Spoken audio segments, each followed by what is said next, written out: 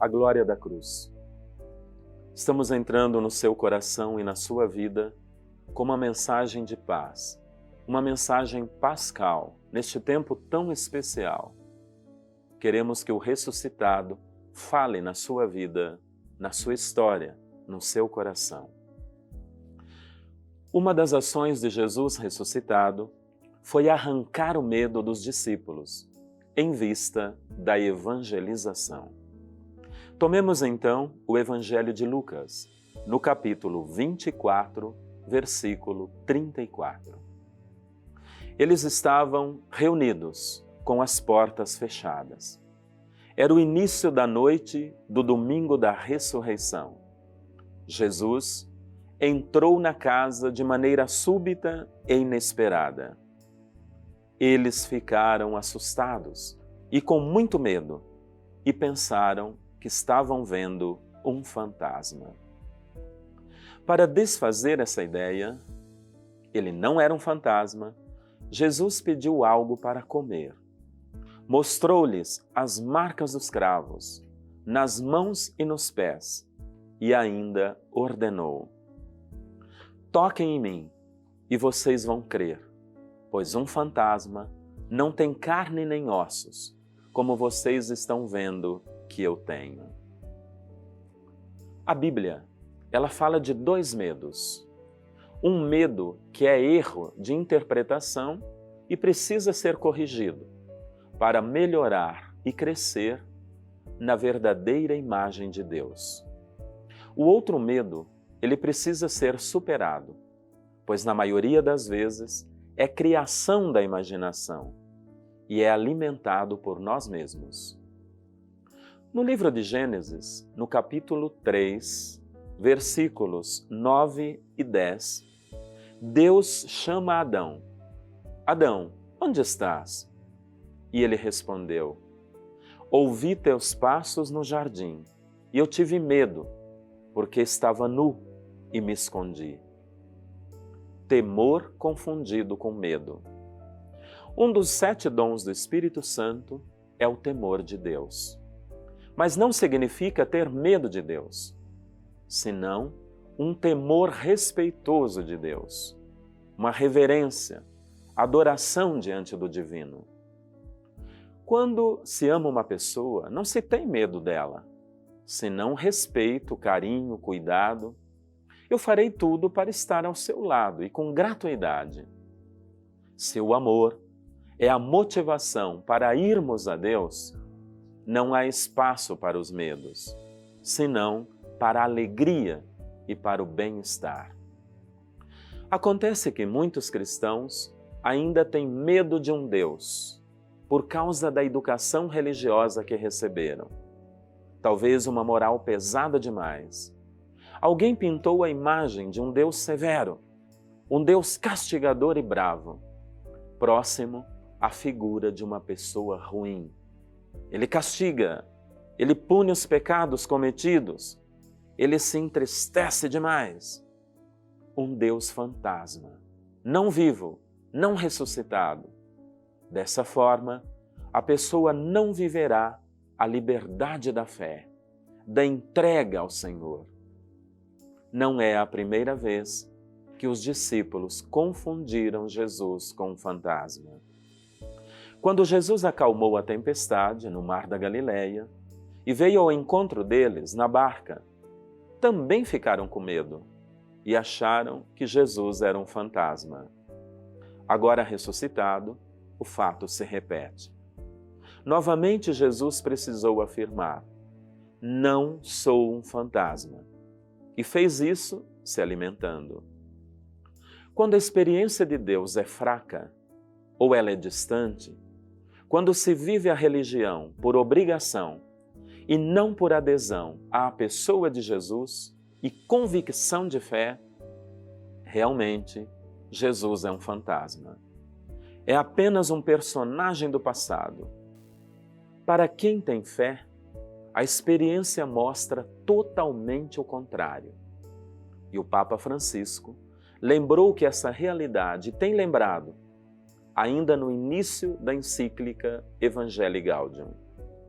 Quem se encontrou com a pessoa de Jesus Cristo e este ressuscitado encheu o coração de amor, de alegria, de sentido de viver. E essa pessoa, ela transborda a presença de Deus para outras pessoas e nos lugares em que ela estiver. Porque Cristo está vivo e se manifesta através desta pessoa, porque Ele assume as nossas dores, Ele compartilha nossos sofrimentos, Ele dá razão de viver bem e viver feliz. A primeira carta de João, no capítulo 4, versículo 18, diz que o amor, ele lança fora os medos. Como assim? Deus escolheu um lugar especial para morar e para manifestar o seu amor. É o coração do ser humano. Desta forma, quando rezamos, nos fortalecemos. A oração nos ajuda a sairmos do medo ou dos medos e entrarmos na casa do amor para crescermos na certeza de que no amor não há temor. Antes, o perfeito amor lança fora todos os medos. O segundo medo é fruto da nossa imaginação. Se expressa como medo do fracasso, de sobrevivência, medo da doença, medo da morte. Por medo, a pessoa se tranca dentro do seu pequeno mundo. Este medo, ele neutraliza ideias, criatividade, alegria e os sonhos. Às vezes, ele se torna incontrolável. O medo é uma arma poderosa naqueles que têm o controle. Porém, é impossível que os medos não surjam no dia a dia. Há quem afirme que o medo ele é um mecanismo de defesa frente ao perigo e à ameaça.